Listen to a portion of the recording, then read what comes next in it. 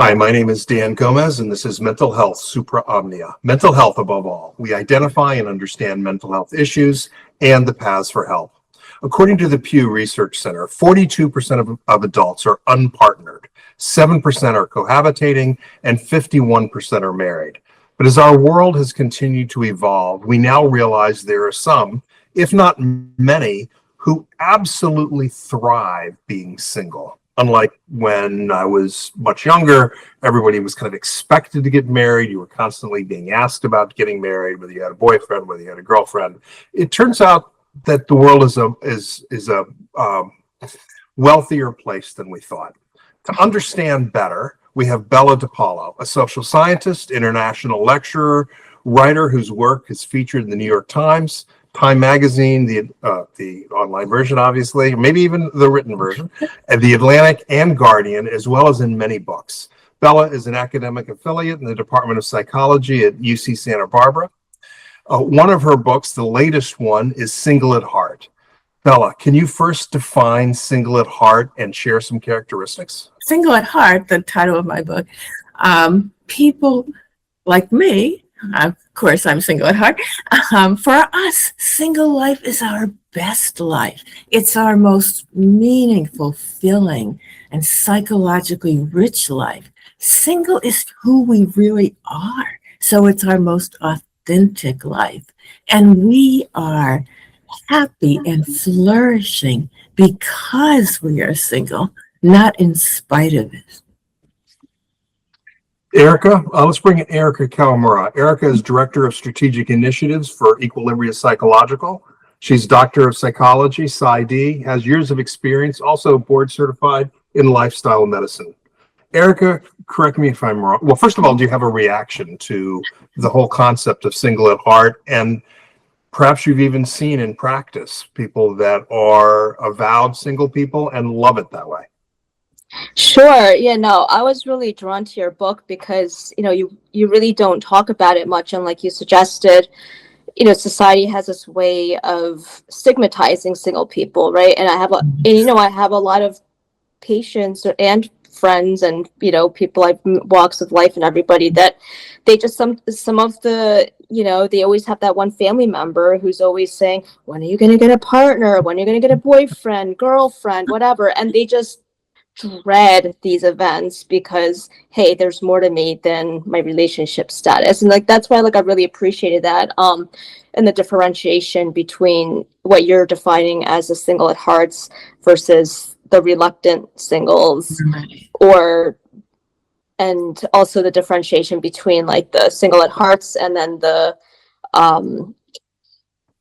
kind of that in spite of type of thing. You still have that little bit. What I've noticed was they have a little bit of that raw edge to it for the people that says, well, I can do whatever I want and I enjoy my single life, versus the way you describe your single at heart is kind of, they don't have that edge with them. It's just who you are. Yeah, exactly. There's no need to be defensive, and it's not a stance that's against romantic coupling or marriage. If that works for some people, great. It's instead a really positive approach saying, single people, you don't need to be apologetic. If you like your single life, if you love your single life, embrace it. Be proud of yourself for embracing your single life, even though so much of society still is kind of nudging you saying, are you really sure you want to be single? Or those social events Erica just mentioned where you go and there's the person who's always saying, haven't you found anyone yet? So there was a quote in your book that I really loved. It said, rejecting marriage is not the point. Curating a life of our one is. Yeah. So explain that a little bit more for us. And by the way, you also say that occasionally people can be single, but sometimes you could have a partner, or you could even have multiple partners. So could you explain that for us? Yeah. So it's not about rejecting marriage. Some people who are single at heart do reject marriage very explicitly, but that's not what makes them single at heart. What makes them single at heart is that they're drawn to what single life can afford you, like freedom and solitude and the opportunities to spend time with and care for as many different people as you want without having one person saying, hey, that time belongs to me. So it's a very positive thing. About the partners, yes. So there are all different kinds of people who are single at heart. Some just really aren't interested in romantic relationships at all or sexual experiences. They might be asexual or aromantic. But then there are people who really are, and they might have casual sexual relationships or, friends with benefits or exploring. And in those instances, they always let their partners know that this is what they're interested in, that they're not going to what's called ride the relationship escalator up to the top.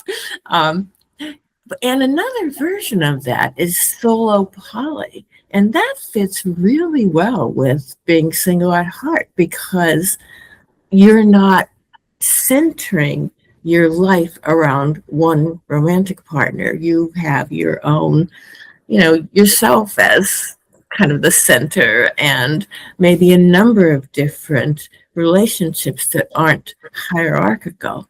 And so that fits with being single at heart as well. Oh, and some people, this is something I had to be persuaded of because I wasn't so sure. I was doing this work, been doing it for years and years, and there are always some people who are married or in long-term committed romantic relationships, and they insist to me that they are single at heart. And it turns out that those people have something in common, which is that their relationships are not very, enmesh sounds too negative, but they're not that interconnected. So they are often couples who appreciate having time to themselves and don't judge each other for wanting it, or they often have space to themselves. So if they live in a certain place, a place with two different floors, one might have one floor, one might have the other, or they might live apart. It's sometimes called living apart together, where they're part of a couple, but they have their own residences, not because they want to feel free to cheat and not get caught, but because they just value having that freedom and space. Or sometimes I've heard of they've kept the apartment, if they, so that they can use it themselves. Yes. It's funny, Erica and I earlier on a different podcast show actually interviewed somebody that had I read your book earlier, I would have said, oh, you're single at heart. They in fact were married. They in fact are living separately. They've been married long term. And there's been times when they've had separate apartments in the same city, separate places in separate cities, but they're still married. They still go back and forth and have their own lives and all sorts of. But when you think about single people, sometimes there's some myths. Sometimes there's well, talk to me about the myths and are they correct? Are they wrong? Oh, right. Because we're all supposed to be sad and lonely and crying in our beer at night. And the one that I like the most, being 72 years old, is the one that that you will grow old alone and you'll be lonely and isolated. And wow, is it a different story for people who are single at heart, and even for people who aren't single at heart but have stayed single a long time. There's research from several different countries showing that they're generally happy. You hear these myths about them being sad, but on average, I have never read a single study, and I've read hundreds of them, that show that single people on average are unhappy. They're not. And then as they sail past around the age of 40 and continue into later life, they just keep getting happier and happier. Exactly the opposite of this. Why is that? Why do you think that is? Oh, Or what people have said. Yeah, lots of reasons. Well, they've invested in their single life and now they're enjoying the rewards of it. So one example is single people who stay single, especially if they're single at heart, they invest in their friendships. So they stay in touch with them and nurture them. And that's different from a lot of people who become romantically coupled or get married. And research shows that on average, they become more insular. So they talk to their friends less, they call their parents less often. And so it becomes their little world. And it's interesting you say that because, you know, a lot of things, you know, marriage isn't a guarantee. And again, it's not to, you know, say negatively about marriage, but, you know, I've heard of many, you know, it's common for some people to still feel lonely or never see their partner, you know, but still be married or, you know, it's not a guarantee. And you know, though, when you do that as a married couple, when you become more insular, it might be fine if you have a great marriage a while that you're married. But then if the marriage ends, you become widowed, you get divorced, you put down everybody else on the back burner. And now when you need the most, it's like, oh, I know I demoted you, but now I want you to come back. And the single at heart people have been paying attention to their friends all along. And another reason why people who are single at heart, and often other single people too who have been single a long time, do well, is that it's something that is actually an advantage for married people who live together while they're married, which is that they can split up the chores and tasks. So not everyone has to do everything. Now, of course, that is a battle line of who's doing their unfair share.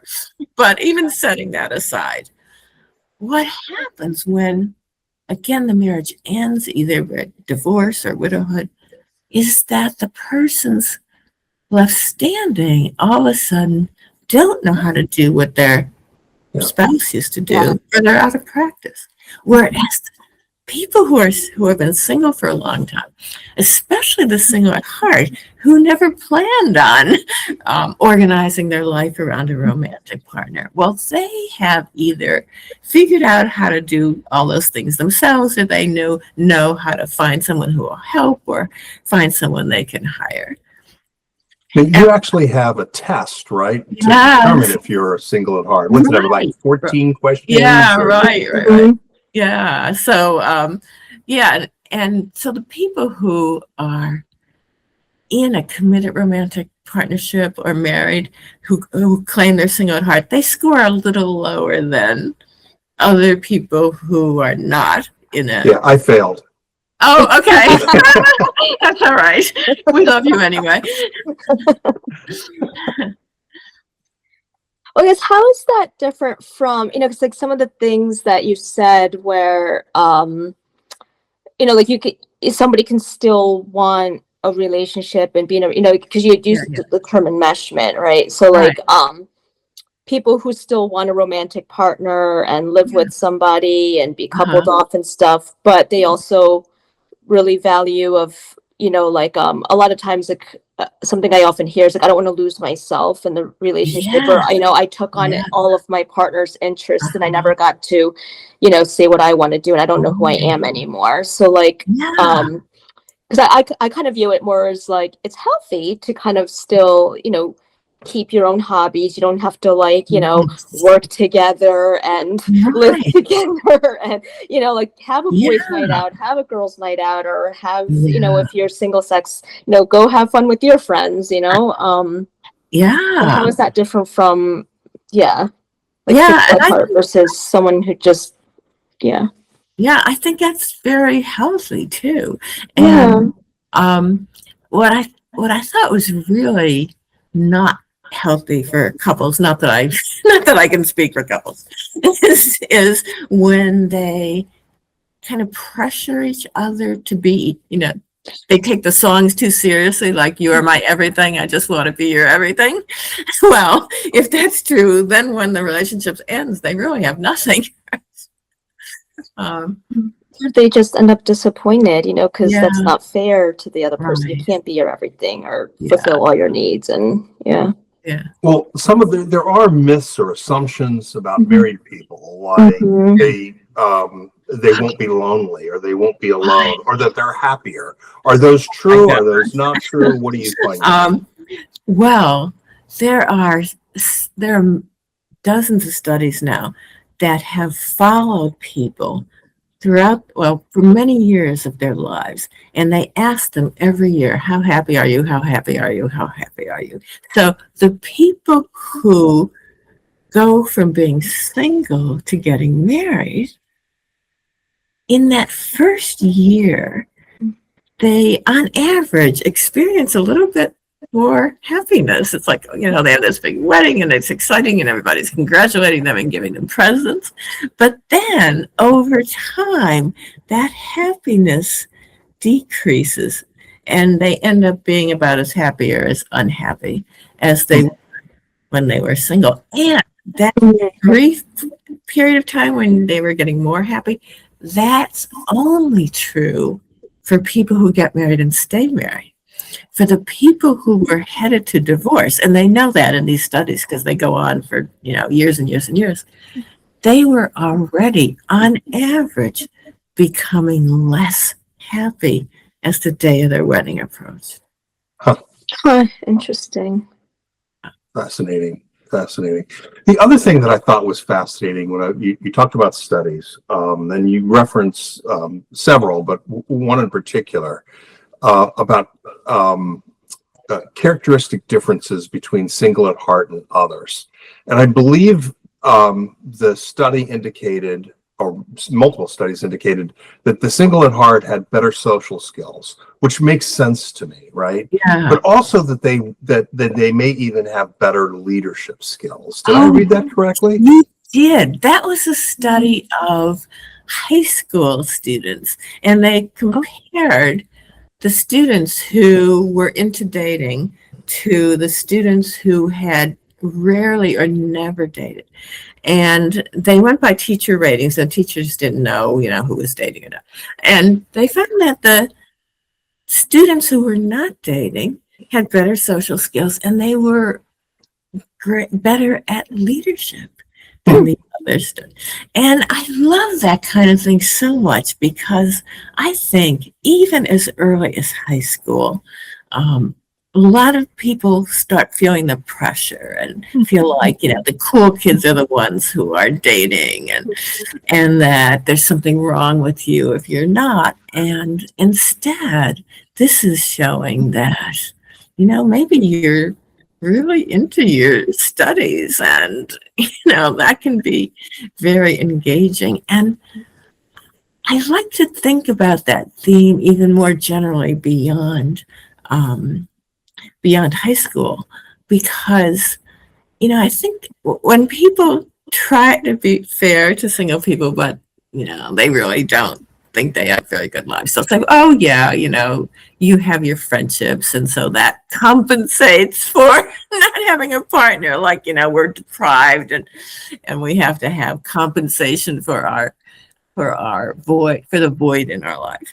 But instead, I think it's also important to recognize what makes life so meaningful for many people who are single at heart. And it may be, that the pursuit of social justice is at the center of their lives, or they love what they're doing, which I bet you do as therapists, and those kinds of things, passions can be really important and can define your life and can really contribute to more people than just your spouse. And I think about that with regard to kids too. People sometimes make these offhanded comments like, oh, well, as a parent, as if people who are not parents have no investment in children.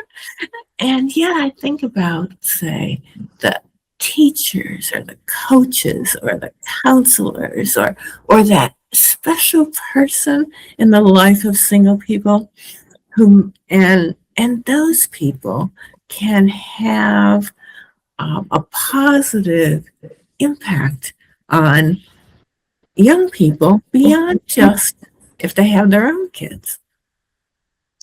So you actually wrote an entire chapter on kids, and so your point is correct me if I'm wrong, is that if you're single at heart and you are interested in mentoring or being involved with kids in some way, you coach a team or you are in some sort of a group and there are younger people involved in mentoring them along, you get that kid experience. You get probably the better part of the kid experience. Right. Yeah. It's kind of like auntie or uncle, right? You get right. Oh yeah, the day. Yeah, for sure. For sure. And the single at heart range across all different kinds of experiences with regard to kids. So on average, people who are single at heart are less likely to have kids than those who are not single at heart. But that's just an average. And when they don't have kids, it's mostly because they don't want to. Now, others really do want kids and they have them. And, you know, it's been so heartening to hear their stories because they often describe very special relationships with their children. And they're growing up in households where there isn't conflict between the parents or, you know, that coldness or hostility that can sometimes take root. I'm not saying it's in all of them, obviously, but it's hearing from them just offered a different narrative of what it can mean to be single at heart and have kids. And their stories also challenge the idea that if you're a single parent, you're raising your children single-handedly.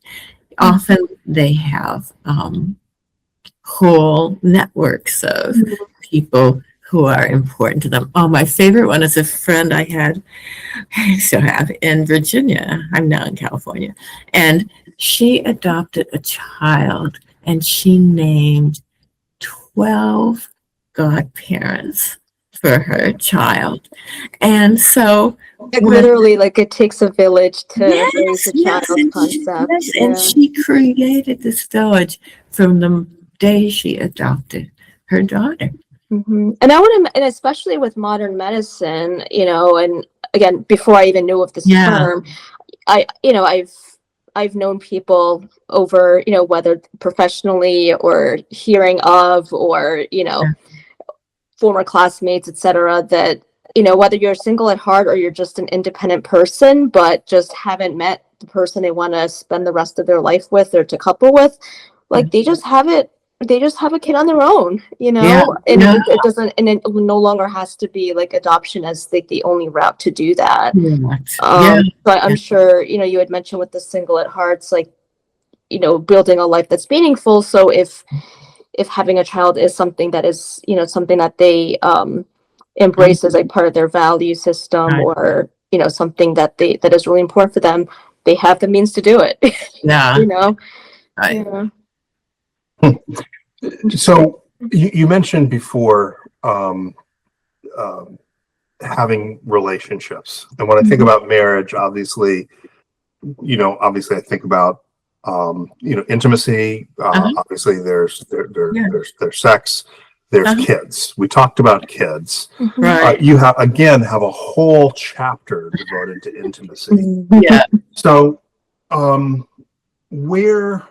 explain to me where the single at heart get that intimacy and where they enjoy the sex. Yes. Well, the big picture frame for this is that for the single at heart, we have bigger, more open-hearted notions of what it means to have relationships and intimacy and love. So intimacy can include sexual intimacy, and I'll talk about that a little more in a minute, but it also includes emotional intimacy. So a 61-year-old who shared her story with me said, when people share their deepest sorrows, fears, and joys with you, that's intimacy. Giving people long hugs is intimacy.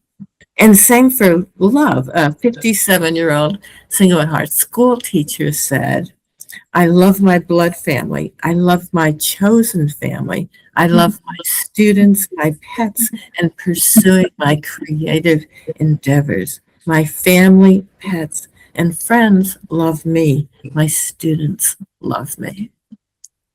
And I think I just think that's beautiful. I think if we valued intimacy in all its forms and love in all its forms, I think a lot of people would feel less distressed and less lonely. I mean, imagine if we valued friends more instead of thinking that of them as just friends. Mm-hmm. Well, going back to your question about sex, so the people who are single at heart have all different ways of experiencing that. I mean, some are asexual and just aren't that interested. Yeah, big world. Yeah, right. And others have other experiences. So Alyssa, who was 27 when she shared her story, said that she loves sex, she loves emotional closeness, but does not want to ride the relationship escalator where they, entangle their lives and have joint finances and move in together and all the rest. And she tells her partners from the outset. Donna, who is 49, said she likes having lots of casual sexual relationships. Evan, who is 40, said he likes going on dates and meeting new people, but again, tells them at the beginning. Jessica, who is 38, described herself as sexually open-minded and loving to explore. And that's another thing, that if you are single at heart, I think you have more opportunities if you're interested in them to explore sexually, to be creative, try out new things in ways that might be more difficult if you were in a monogamous relationship and your partner thought that all sounded kind of Right. Mm-hmm. Yeah. And something you brought up a number of times is like they let the other person know from the outset. So they, in a way, it's just like, consensual, or, they're not trying to date them on or anything. But I can see it also being the other way. And, just because society likes to judge and stereotype that, and maybe like it was more so like back in the day, where it's like, oh, like, you had mentioned a guy in there. So, the 40, 50-year-old guy who's still playing the field, like forever bachelor, right? Like, and they're seen as players, or, if it's a female, they think that, they're, all the words out there, So, And so it's interesting that it's, And that Evan, oh my gosh, he's the most wonderful person. I had this great experience when Single at Heart, my book, first came out. I did a book tour, and at every stop, I had a dinner afterwards and met some of the people that I had not interviewed in person. So I met the people from Single at Heart, and they met each other and other people who are single at heart who came to the book talks. It was just so heartening. You mentioned a number of people as we've had our conversation, and I wanted to talk about the number of people that you have interviewed, the number of people that you've had fill out your survey, your study. Right. Many people, when they publish a study, it'll be a limited study. Oh, there were 27 people, and there were 9 of this and 4 of that. Right. That's not you. You have something substantially more than that. Talk to us a little bit. Right. Well, the most intense of it, the people who shared their life stories and, told me about all different aspects. There's only 41 of them, so that's not a lot. But I also have that Single at Heart quiz, and more than 20,000 people from more than 100 nations have answered that quiz. And then in between are all the people that I've talked to more informally or in online groups. So in 2015, I started this online Facebook group called the Community of Single People. And we talk about everything about single life except dating or trying to unsingle yourself. Anybody who wants to find dates there is banned. So, and so this is a group of people who mostly really like being single. And so we can, discuss our lives and what we love about them and the challenges, and we can talk about, it's a private group. I mean, if you apply to get in, you can get in as long as you're not trying to find a date.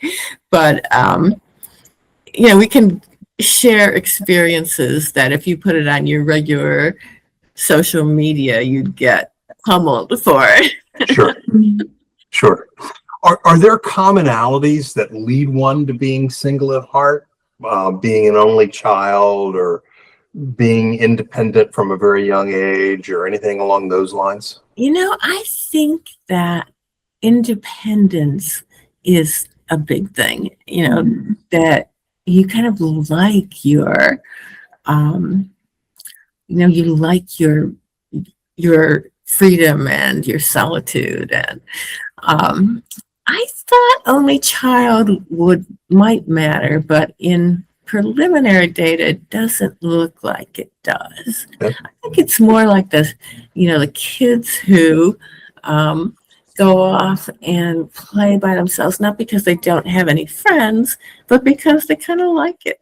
Or they're not interested in the majority, so they're like, oh well, I'm just going to do what I want to do. Or and they might play with their friends too, but they're the kids who, when you see them playing alone, they're not the ones you need to worry about and say, oh my gosh, is she going to grow up to be a loner? It's like, no, if they're content. Now there are some kids who are playing by themselves because they've been rejected, and that's a whole different story. Right. It seemed as I read your book, I have the Kindle version, so sorry I don't have the book. It. Okay. You can see, Got it. But it's on here. Yeah. As I read your book, it seemed to me that there was also a mental health component to this in a large degree. Not only for those that are happily single at heart, but for those that have kind of been browbeaten into marriage or into relationships or what have you. Yeah. So do you have any insight into that? Because it seemed, I think there was an example in there where you were talking about a woman who kind of had gotten browbeaten into getting married. And I've actually spoken to quite a number of people, men and women, in preparation for today, where they got married and divorced immediately because it just was not right. Yeah. I think that one of the best things you can do for your mental health is to live authentically.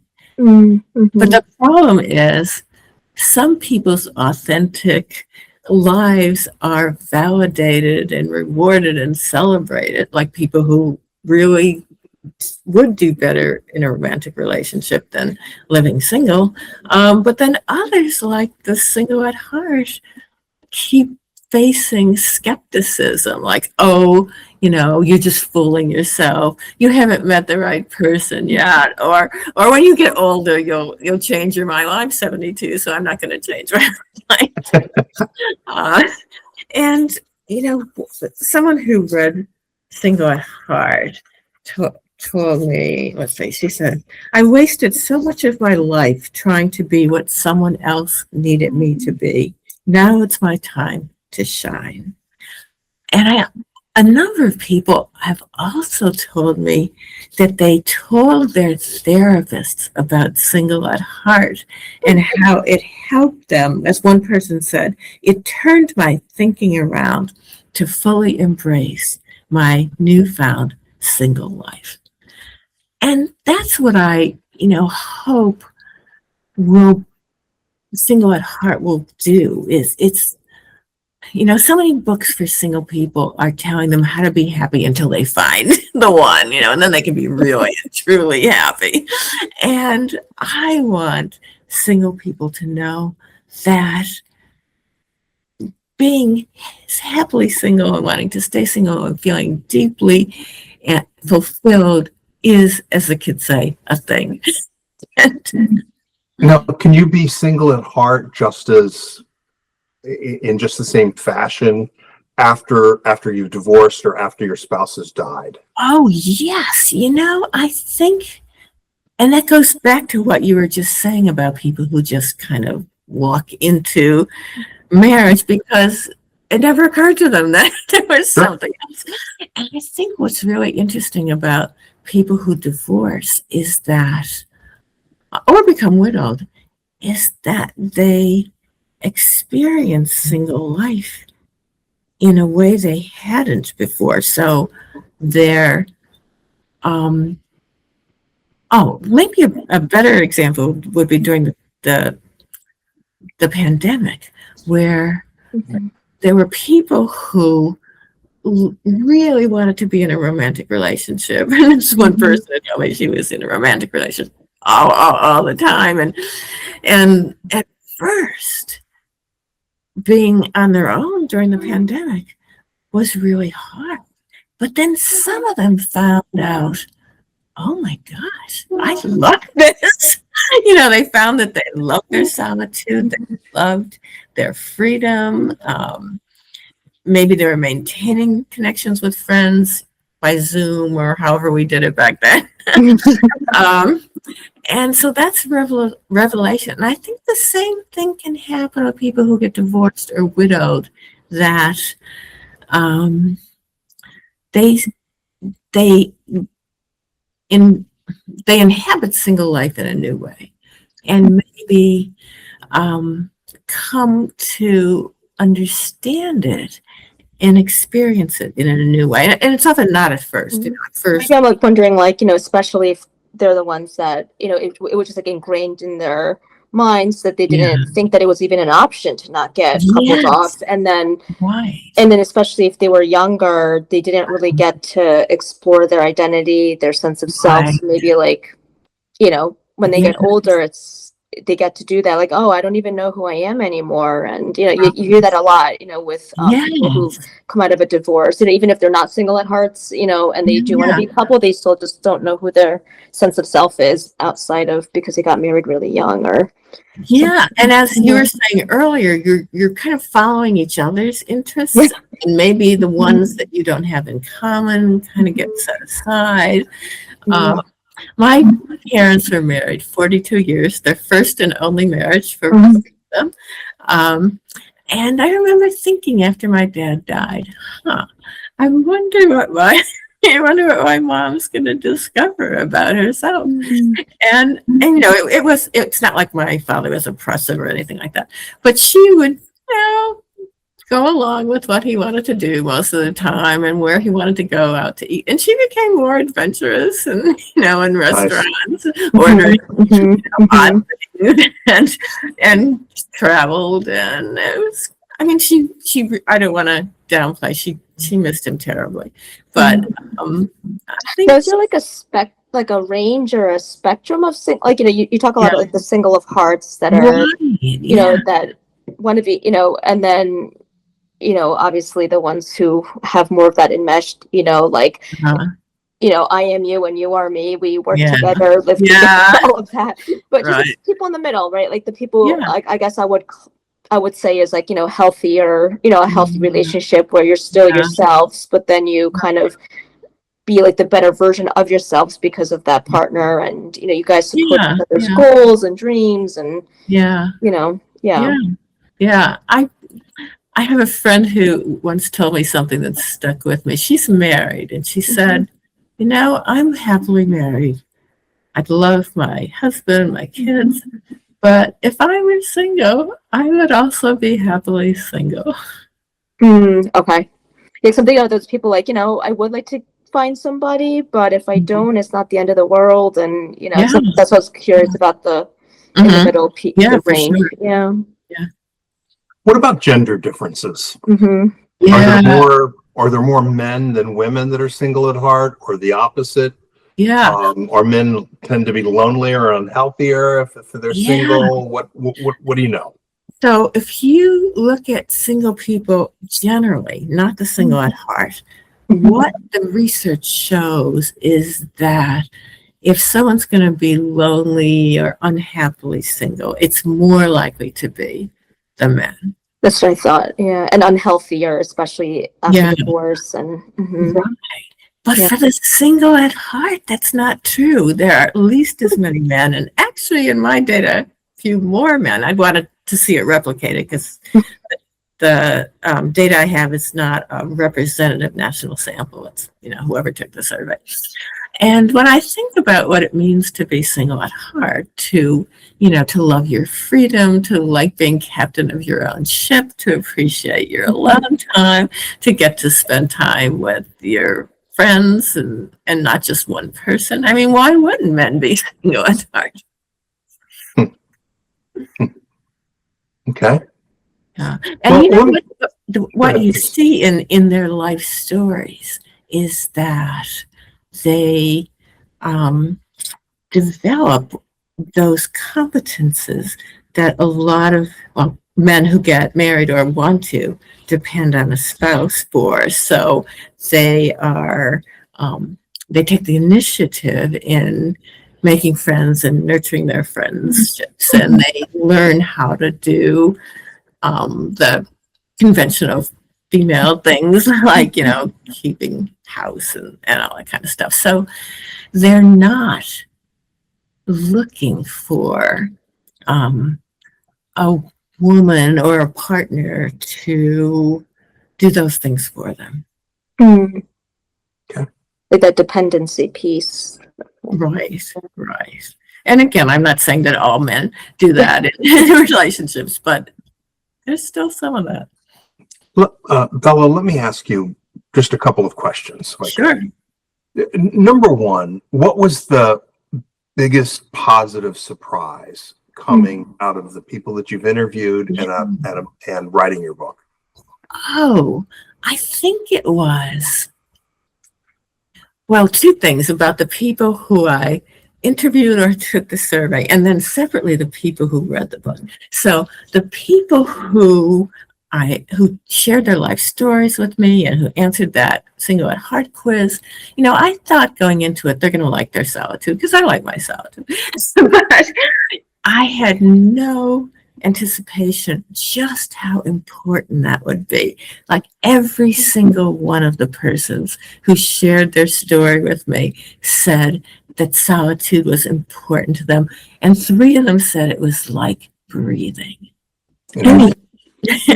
What's really important about that is that if you savor your solitude, if you appreciate it as an opportunity for creativity or spirituality or reflection or just relaxation, then you are especially unlikely to be lonely. So you're not going to be the old person who grows old alone and is isolated and lonely and sad. So that was a very nice surprise. Then, oh my gosh, the reactions I got from the book were just amazing. The day that Single at Heart came out, I also had an essay in the HuffPost saying something like, I've been single all my life, here's what people get wrong about it. And I talked about what I loved about my single life. And I got something like 100 responses from strangers, either emails or social media or some handwritten notes sent by snail mail inside a card. Oh my gosh. And, they said things like, I have felt such a lightness, validation, and empowerment since reading Single at Heart. Another one said, reading Single at Heart was like finding a home. And someone said, I wasted so much of my life trying to be what someone else needed me to be. Now it's my time to shine. Interesting. Were there anything negative that popped out from your study? Anything that we should know? Yes. The skepticism that people just still don't believe that you can be happily single, not truly happily single. And that creates its own self-perpetuating cycle. So some of the people who shared their stories told me that they were reluctant to say that they loved being single and they wanted to be single, stay single. So one person, for example, told me about talking to a colleague at work, and they were on this topic, and she said she was okay saying to her colleague that she objected to marriage, she thought it was an outdated sexist institution, all the usual stuff. But she couldn't get herself to say that she just loved being single, and that's what she wanted. So, I had someone interview me, this is years ago, for the Washington Post, and she, I told her all about my life, and she could see how much I loved being single.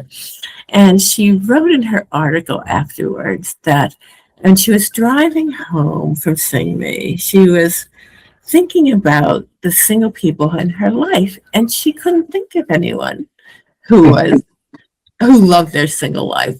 And I think to myself, well, maybe that's true. It could be. But maybe these people know how she feels and don't feel comfortable telling her. Right. Interesting. Yeah. Right. Well, so you mentioned details as well as a big picture. So let me ask you a detail question. Okay. Just crazy, but Yeah. how do you address, or how should we address the +1 issue in making an invitation? If I were to give you an invitation to dinner and there's going to be 12 people, do I write out Bella +1 or do I just say Bella? I think it's good to be inclusive because it honors friendship and other relationships that are really important to us. A story I hear sometimes is that people who are single will have family gatherings where their siblings who have been with a romantic partner, maybe a few months, will have their romantic partner invited to these family events. And they won't have their lifelong friends since childhood invited. So, for me personally, I like going by myself. I especially during the holidays, when everybody's paired up, and there are some people who really want to have that romantic partner on their side during Thanksgiving and Christmas and Valentine's Day. I feel proud of myself when I walk into a room by myself, and I think my statement is, I'm happy this way. I don't need to. Right. So for me, I don't care if they include a +1, but I think more generally, it is a good idea. And likewise, what would be a way for people to respond to that question, where they say still single, huh? Or still nobody, or put yourself out there, or I don't know. Yeah. Are you with somebody? And this could be just that one annoying family member or friend, or it could just be every event you go to and they say, oh, are you with somebody? You're seeing somebody? Are you married? Kids? Whatever. How should one respond to that? Well, I love to fully own my happiness and let them know that I am happily single. I've always been single. I always will be. And I feel so fortunate that I live in a time and a place where it's possible to live a full, rich, happy life as a single person. Nice. Nice. We talked a little bit earlier about people that are married and are really single at heart. And the reason I keep coming back to that is that, as I said in the very beginning, the world continues to evolve. And I can remember a day when there was a clear expectation for men, and in particular women, to be married very young. I mean, you know, and you think about when you went to college, there were probably many people were probably getting married at 20 or 21 or 22. Today, more like 28 or 30 or 31. Yeah. So, did you run across a decent number or some people that were both happily married and single at heart that made both work? Or is it very difficult to make both work?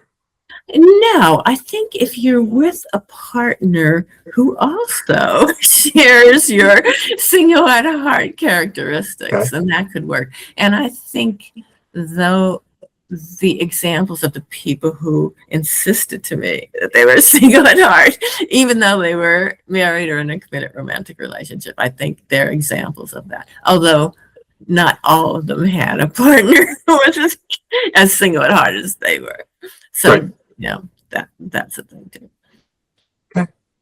Well, I want to be respectful of everybody's time. So I'd like to give give each of you an opportunity to kind of summarize, speak about what's important to you, in particular, speak about the success of the book and or the mental health aspects of what we've been talking about. Bella, I'm going to let you have the last word. So I'll start with Erica. Erica, what's your summary for today? Yeah. So again, thank you so much for being on the podcast with us, Bella. It was very interesting, eye-opening, and then hopefully other listeners can also be more open-minded and not pass judgment. And at the end of the day, whether you are single at heart or you're someone who likes to couple up, just being authentic and true to yourself at the end of the day. And as long as you're happy and you feel like you're, living a life that's like meaningful, of value, purposeful, it doesn't matter what other people think. Yeah. Okay. Bella? Oh, okay. I thought you were going to do yours. Okay. Yes, that's exactly right. That live authentically, follow your heart. And I know that if your heart goes in a way that's not celebrated or recognized, that's more of a challenge. But find your people who also feel the same way you do.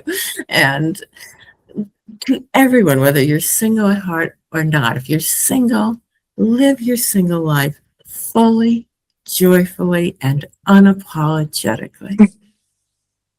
Fascinating. Excellent. And just one last real quick question. I should have brought this in before. Do you travel? Do you travel a lot? Does travel present any problems? No. In fact, I like just about every version of travel. So, there you go. For example, I went to Hawaii in December, and I went by myself, and that was great. But I also met someone there, and spent some time with her, and so I loved that combination of being with All right. Well, let me summarize and say that our sponsor today is Equilibria Psychological and Consultation Services. It's an insurance-based provider whose mission is to help individuals achieve their personal potential and long-term growth by compassionately and respectfully helping clients live in balance, whether that be single or married. Visit equilibriapcs.com, equilibriapcs.com. You can look for them on Facebook, Instagram, and LinkedIn. You can also look for me on Instagram, Daniel J. Gomez 24, and on LinkedIn. Now for the disclaimer. I am not a medical professional, and I am not providing medical advice. The opinion of our speakers is solely their own. This podcast is copyrighted and cannot be reproduced without the express written consent of EPCS Management LLC.